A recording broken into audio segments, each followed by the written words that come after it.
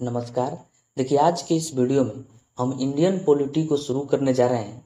बहुत ही महत्वपूर्ण सब्जेक्ट है।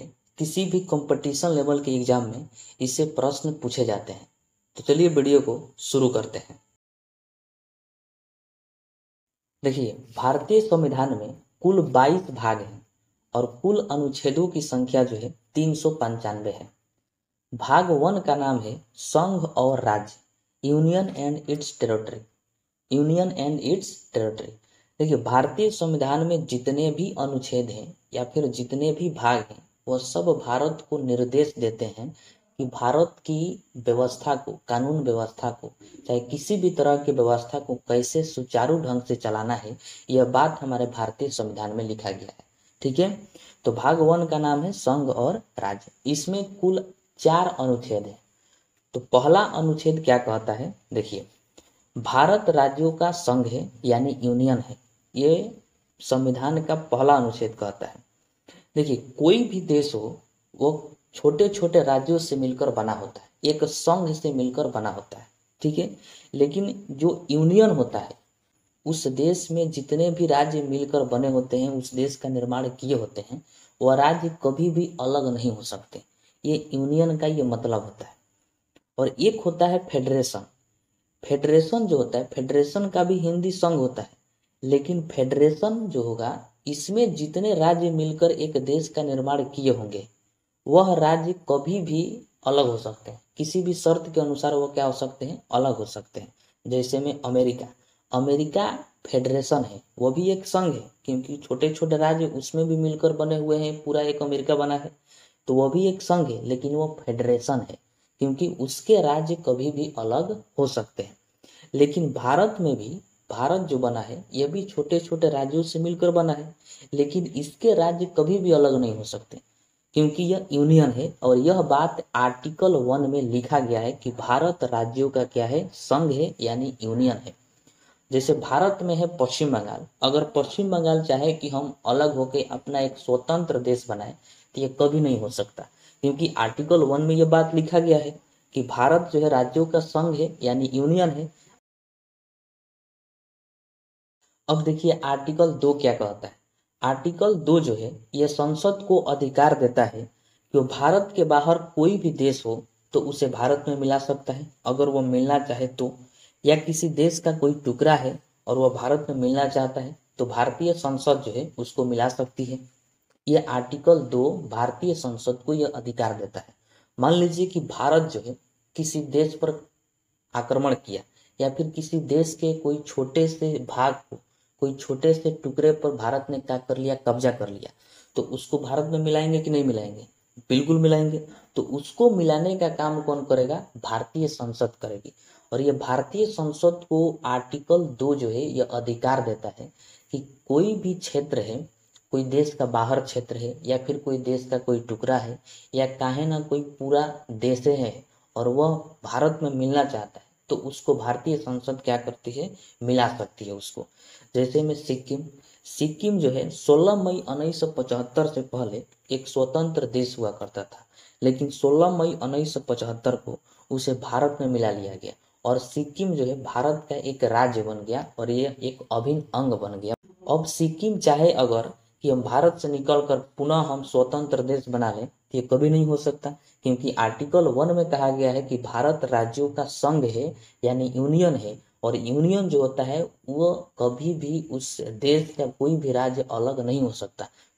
उसके बाद देखिए आर्टिकल 3 क्या कहता है। आर्टिकल 3 कहता है कि संसद भारत के किसी भी राज्य का नाम, सीमा, क्षेत्र में परिवर्तन कर सकता है। यानी आर्टिकल 3 जो है ये संसद को अधिकार दिया है कि संसद चाहे तो भारत के अंदर जितने भी राज्य हैं उन सभी राज्यों का, या फिर किसी एक राज्यों का नाम उसका चेंज कर सकता है, सीमा उसका चेंज कर सकता है, या फिर उसके क्षेत्रफल चेंज कर सकता है। ये संसद के पास अधिकार है। जैसे में मध्य प्रदेश से छत्तीसगढ़ को अलग कर दिया गया 1 नवंबर 2000 ईस्वी को। ये किस अनुच्छेद के तहत अलग किया गया होगा? तो आर्टिकल 3 के तहत, क्योंकि ये संसद को अधिकार दिया है आर्टिकल 3। उसी प्रकार उत्तर प्रदेश से उत्तराखंड को 9 नवंबर 2000 ईस्वी को अलग किया गया। ठीक उसी प्रकार बिहार से झारखंड को अलग कर दिया गया 2000 ईस्वी में। तो ये आर्टिकल 3 के अनुसार हुआ। उसके बाद है आर्टिकल 4। आर्टिकल 4 जो है ये बहुत जबरदस्त आर्टिकल है। ये कहता है कि जब भी संसद आर्टिकल 2 और आर्टिकल 3 का प्रयोग कर रही होगी उस वक्त राष्ट्रपति कुछ नहीं बोलेंगे, चुपचाप राष्ट्रपति रहेंगे। जब संसद आर्टिकल 2 यानी किसी भी देश के टुकड़े को संसद जो है भारत में मिला रही होगी और आर्टिकल 3 यानी किसी भी राज्य का सीमा क्षेत्र नाम परिवर्तन कर रही होगी, उसका चेंज कर रही होगी, तो उस वक्त जो है राष्ट्रपति नहीं बोल सकते। राष्ट्रपति की अनुमति की जरूरत नहीं है। जैसा कि आप जानते हैं कि कोई भी देश में नियम बने, कानून बने, चाहे कोई भी बड़ा काम हो, तो उसके लिए सबसे पहले कि राष्ट्रपति के हस्ताक्षर की जरूरत पड़ती है, राष्ट्रपति से अनुमति लेना पड़ता है। तो ये आर्टिकल 4 कहता है कि अगर संसद किसी देश के टुकड़े को मिला रही है भारत में, या फिर किसी राज्य का नाम सीमा क्षेत्र में परिवर्तन ला रही है, तो उसको जो है संसद को राष्ट्रपति से अनुमति लेने की आवश्यकता नहीं है। वह ये दोनों काम जो है अपने हिसाब से कर सकता है। ये अधिकार संसद को कौन दिए? तो आर्टिकल 4 दिया है। ठीक है, अब आइए अखंड भारत के बारे में समझते हैं और जानते हैं कि कौन सा देश कैसे अलग हुआ, किस क्षेत्र को कैसे मिलाया गया, किस प्रकार मिलाया गया, इसके बारे में हम समझते हैं। तो देखिए, पहले हमारा भारत जो था ये अखंड भारत हुआ करता था, जिसके अंदर जो है पाकिस्तान, अफगानिस्तान, म्यांमार, बांग्लादेश, भूटान, मालदीव, तिब्बत, नेपाल, श्रीलंका ये सब आते थे। लेकिन सबसे पहले क्या हुआ कि 1893 में डुरंड लाइन खींचा गया और अफगानिस्तान जो है भारत से अलग हो गया। तो भारत और अफगानिस्तान के बीच जो लाइन है उसे डुरंड लाइन कहा जाता है। ये जो है जब अफगानिस्तान अलग हुआ 1893 में, ये अखंड भारत का पहला टुकड़ा था। ठीक है, उसके बाद 1935 में म्यांमार जो है भारत से अलग हो गया। म्यांमार जिसको बर्मा भी कहा जाता है, तो 1935 में अलग हो गया। ये अखंड भारत का दूसरा टुकड़ा था। इस तरह से दो क्षेत्र भारत से हट गए, भारत से अलग हो गए। उसके बाद मुस्लिम जनसंख्या के आधार पर 1947 में पाकिस्तान का विभाजन हो गया और पाकिस्तान अलग हो गया। भारत और पाकिस्तान के बीच जो सीमा रेखा है उसे रेड क्लिफ रेखा कहा जाता है। तो ये 1947 में पाकिस्तान मुस्लिम जनसंख्या के आधार पर हमसे अलग हो गया और ये अखंड भारत का तीसरा टुकड़ा था। जब देश आजाद हुआ तो उस समय भारत में कुल 552 से अधिक देशी रियासत थी, यानी राजा रजवाड़ों का वहां पर क्या था? शासन था। इन सभी 552 देशी रियासतों को मिलाकर फेडरेशन बनाना संभव नहीं था, क्योंकि अगर फेडरेशन बना दिया जाता तो ये जब चाहे तब अलग हो सकते थे, क्योंकि फेडरेशन का ये रूल है। तो अगर इनको यूनियन नहीं बनाया जाएगा तो गड़बड़ हो जाएगा। इसलिए सरदार पटेल, वीपी मेनन और माउंटबेटन ने इन सभी को मिलाकर यूनियन बनाए। लेकिन इनमें भी 3 ऐसे देशी रियासत थी जो भारत में विलय के लिए तैयार नहीं थे, जैसे में हैदराबाद, जूनागढ़ और जम्मू कश्मीर। 552 में से सभी के सभी जो है यूनियन में शामिल होने के लिए तैयार हो गए, लेकिन ये 3 जो थे, हैदराबाद, जूनागढ़ और जम्मू कश्मीर, ये यूनियन में यानी भारत में सम्मिलित होने के लिए राजी नहीं थे। हैदराबाद के राजा चाहता था कि हैदराबाद को पाकिस्तान में विलय कराए, और ये गड़बड़ थी कि भारत में होके और ये सब पाकिस्तानी कहलाएंगे, जो सबसे बड़ा गड़बड़ था। इसलिए सरदार पटेल ने 1948 में पोलो ऑपरेशन चलाया। पोलो ऑपरेशन क्या है कि इसमें सरदार पटेल ने सेना को पुलिस के वर्दी में हैदराबाद भेज दिया और कहा कि यह सैन्य अभ्यास है, सैनिक अभ्यास है। अब वहां पर सैनिकों ने क्या किया कि हैदराबाद और सैनिकों में युद्ध हो गया, आक्रमण हो गया, और हैदराबाद को आक्रमण के द्वारा भारत में मिला लिया गया। हैदराबाद को आक्रमण के द्वारा 1948 में भारत में क्या किया गया? मिला लिया गया। उसके बाद जूनागढ़ भी पाकिस्तान में जाना चाहता था, क्योंकि जूनागढ़ का जो राजा था वो मुस्लिम था और जूनागढ़ के जो जनता थी वो सब के सब हिंदू थी, क्योंकि ये गुजरात का क्षेत्र है जूनागढ़। इसलिए सरदार पटेल ने एक दिमाग लगाया और सरदार पटेल ने वहां पर जनमत संग्रह करा दिया। जनमत संग्रह का मतलब होता है कि हाथ उठाइए, आप कहाँ जाएंगे, भारत में रहेंगे कि पाकिस्तान में जाएंगे। तो वहां की जनता बोल दी कि हम लोग भारत में ही रहेंगे। तो जूनागढ़ को जनमत संग्रह के तहत भारत में मिला लिया गया। उसी तरह जम्मू कश्मीर का राजा हरि सिंह थे, ये हिंदू थे और जम्मू कश्मीर की जो जनता थी वो मुस्लिम थी। लेकिन हरि सिंह का कहना था कि ना हम पाकिस्तान में जाएंगे और ना ही हम भारत में जाएंगे, हम अपना एक स्वतंत्र देश बनाएंगे जिसका नाम होगा जम्मू कश्मीर। अब ना पाकिस्तान में जाएंगे ना भारत में जाएंगे। इस बात से पाकिस्तान भी जम्मू कश्मीर पर गुस्सा था और भारत भी जम्मू कश्मीर पर गुस्सा था। अब पूरा पाकिस्तान आतंकवादियों का देश है। अब पाकिस्तान का किया कि आतंकवादियों का घुसपैठ करा दिया, मतलब पाकिस्तान के आतंकवादी जम्मू कश्मीर पर आक्रमण कर दिए। उस समय जम्मू कश्मीर के मदद के लिए भारत आगे बढ़ा और भारतीय सेना ने जम्मू कश्मीर को उन आतंकवादियों से बचा लिया।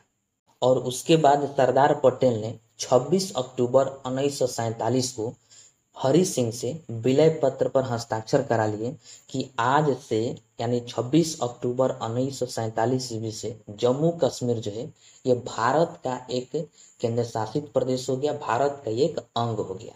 इस तरह से जम्मू कश्मीर को भारत में मिलाया गया। इस तरह से 552 देशी रियासतों को मिलाकर एक पूरे भारत का निर्माण किया गया और पूरे भारत को 4 राज्यों में बांट दिया गया। वह इस प्रकार है। पहला है ब्रिटिश प्रोविंस, जहां अंग्रेजों का शासन था। भारत में जहां जहां भी अंग्रेजों का शासन था उसे कहा गया ब्रिटिश प्रोविंस, एक राज्य उसे बना दिया गया। और जहां पर देशी रियासतों का शासन था यानी राजा रजवाड़ों का शासन था उसको कहा गया प्रिंसली एस्टेट, ठीक है। और तीसरा राज्य बना कमिश्नरी एस्टेट। कमिश्नरी एस्टेट का मतलब जहां बड़े बड़े शहर पर, जहां केवल अंग्रेज उसी शहर पर कब्जा किए थे तो उसे कहा गया कमिश्नरी एस्टेट। यानी अंग्रेज जो थे वो भारत के कुछ बड़े बड़े शहरों पर कब्जा किए थे, तो उन सभी बड़े बड़े शहरों को मिलाकर एक स्टेट बनाया गया जिसे कहा गया कमिश्नरी एस्टेट। और एक बनाया गया यूनियन टेरिटरी यानी केंद्र शासित प्रदेश।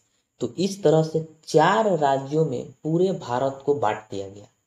अब इस तरह से भारत को बांटना लोगों के लिए मुसीबत बन गया, क्योंकि जरा सोचिए कि अवस्था के आधार पर भारत को बांटना कहाँ तक उचित है। जैसे एक राज्य बनाया गया ब्रिटिश प्रोविंस, यानी जहां जहां अंग्रेजों का शासन था उन सभी क्षेत्रों को मिलाकर एक राज्य बनाया गया जिसका नाम रखा गया ब्रिटिश प्रोविंस। ये बताइए कि क्या भारत में एक ही स्थान पर अंग्रेज कब्जा किए थे? अलग अलग क्षेत्रों पर कब्जा किए थे पूरे भारत में। तो अलग अलग क्षेत्रों को मिलाकर एक राज्य बनाया गया था। ये कहाँ तक उचित था? और इसमें सबसे बड़ी समस्या लोगों को होने लगी। इसलिए लोग जो है भाषा के आधार पर राज्यों को बांटने की मांग करने लगे। भारत में भाषा के आधार पर राज्यों का गठन हो कि नहीं हो, इसको जांचने के लिए, इसको समझने के लिए सरकार ने कमेटी का गठन किया, जिस कमेटी का नाम था एसके धर आयोग यानी एसके धर कमेटी। भाषाई आधार पर राज्यों के गठन के लिए सबसे पहला 1948 में एसके धर आयोग का गठन किया गया। इसने अपना कुछ दिन के बाद रिपोर्ट पेश किया और कहा कि भारत में राज्यों का गठन जो है भाषा के आधार पर नहीं हो सकता, यानी भाषाई आधार पर राज्यों के गठन का इस कमेटी ने विरोध कर दिया। फिर उसके बाद एक और कमेटी का गठन किया गया, जेवीपी समिति। जवाहरलाल नेहरू, वल्लभ भाई पटेल और पताभी सीतारमैया, इसमें 3 सदस्य थे जिसका नाम था जेवीपी समिति। इसे 1949 में गठित किया गया और इसने भी अपना कुछ समय के बाद रिपोर्ट पेश किया और इसने भी भाषा के आधार पर राज्यों के गठन का विरोध कर दिया और इसने भी कह दिया कि भाषा के आधार पर तो राज्यों का गठन नहीं हो सकता है। इस तरह से 2 समितियों का भाषा के आधार पर नकार देना ये जनता में आक्रोश का कारण बन गया, जिसके चलते 1952 में तेलुगु भाषा के लिए अलग राज्य की मांग करते हुए एक व्यक्ति थे श्री पट्टू रामलू, ये भूख हड़ताल पर बैठ गए और 56 दिनों तक भूख हड़ताल पर रहे। अब कोई भी व्यक्ति बिना खाए 56 दिनों तक तो जीवित नहीं रह सकता। इस वजह से श्री पट्टू रामलू की मृत्यु हो गई। अब जनता में और आक्रोश बढ़ गया और जनता ने अपना और विरोध प्रदर्शन बढ़ा दिया। अब नेहरू जी और डर गए ताकि विरोध और बढ़े नहीं तो पूरे देश में ये विरोध फैल सकता है। इसलिए 1 अक्टूबर 1953 ईस्वी को मजबूरी में तेलुगु भाषा के लिए अलग राज्य आंध्र प्रदेश को बना दिए और इस तरह भाषा के आधार पर गठित होने वाला भारत का पहला राज्य जो है वह आंध्र प्रदेश बन गया, जिसे 1 अक्टूबर 1953 ईस्वी को बनाया गया। उसके बाद भाषाई आधार पर राज्यों के गठन के लिए फिर एक समिति का गठन किया गया। 1953 में फजल अली आयोग का गठन किया गया। इस फजल अली आयोग में 3 सदस्य थे, फजल अली, के.एम. पनिकर और हृदयनाथ कुंजरू। ये 3 सदस्यों वाली कमेटी थी। 1953 में यह बनी और इसने 1956 में अपना रिपोर्ट पेश किया और इसने जो है भाषाई आधार पर राज्यों के गठन के लिए कानूनी मान्यता दे दिया। और उसके बाद संविधान में 7वां संविधान संशोधन किया गया 1956 में, और जो पूरे भारत को 4 राज्यों में बांटा गया था उन चारों राज्यों को रद्द कर दिया गया और पूरे भारत में भाषा के आधार पर 14 राज्य और 6 ठो केंद्र शासित प्रदेश बनाया गया। तो भाषाई आधार पर मान्यता देने वाला पहला आयोग कौन सा है? तो फजल अली आयोग है। और इस आयोग के बाद पूरे भारत में भाषा के आधार पर 14 राज्य और 6 केंद्र शासित प्रदेश बनाए गए। अब देखिए 1 अक्टूबर 1953 ईस्वी को मद्रास से आंध्र प्रदेश को अलग किया गया, जैसा कि आप पहले पढ़ चुके हैं। 1960 ईस्वी में बम्बई से गुजरात और महाराष्ट्र को अलग किया गया। 1961 ईस्वी में पुर्तगालियों से गोवा लिया गया विजय ऑपरेशन के द्वारा। विजय ऑपरेशन के द्वारा गोवा को जो है 1961 ईस्वी में भारत में मिलाया गया। उसके बाद 1966 ईस्वी में पेप्सू जो है वो 4 भागों में टूट गया। पहले हिमाचल प्रदेश, हरियाणा, पंजाब और चंडीगढ़, ये चारों मिलकर एक ही स्टेट हुआ करता था जिसका नाम था पेप्सू। पंजाब राज्य का पुनर्गठन जो है शाह आयोग की सिफारिश पर हुआ और जो पेप्सू था ये 4 भागों में टूट गया। जो हिमालय वाला क्षेत्र था उसे बनाया गया हिमाचल प्रदेश, जो पेप्सू से टूटकर बना। और जहां जिस क्षेत्र में लोग हिंदी बोला करते थे उसे बनाया गया हरियाणा, और जहां पंजाबी बोलते थे उसे पंजाब, और जो विवादित क्षेत्र था जहां पर विवाद होता था उसे बना दिया गया चंडीगढ़, और ये केंद्र शासित प्रदेश हो गया। इस तरह से पेप्सू जो है 4 भागों में टूट गया। उसके बाद 1975 ईस्वी में सिक्किम भारत का राज्य बन गया। ये टोटल सभी के सभी इंपॉर्टेंट पॉइंट हैं, इन सबको आप याद रखिएगा, एग्जाम में इससे प्रश्न पूछा जाता है। 1 नवंबर 2000 ईस्वी को मध्य प्रदेश से छत्तीसगढ़ अलग हो गया और 9 नवंबर 2000 ईस्वी को उत्तर प्रदेश से उत्तराखंड अलग हो गया।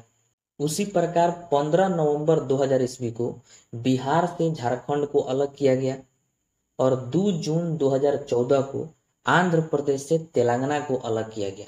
तेलंगाना जो है 2014 में अलग हुआ था।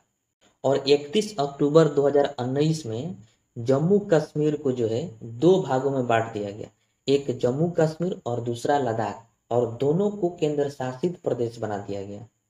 उसके बाद 26 जनवरी 2020 को जो भारत में 3 केंद्र शासित प्रदेश थे, दमन दीव, दादर नागर हवेली, इन तीनों को मिलाकर एक केंद्र शासित प्रदेश बनाया गया। दमन दीव और दादर नागर हवेली को 26 जनवरी 2020 को मिलाकर एक केंद्र शासित प्रदेश बना दिया गया।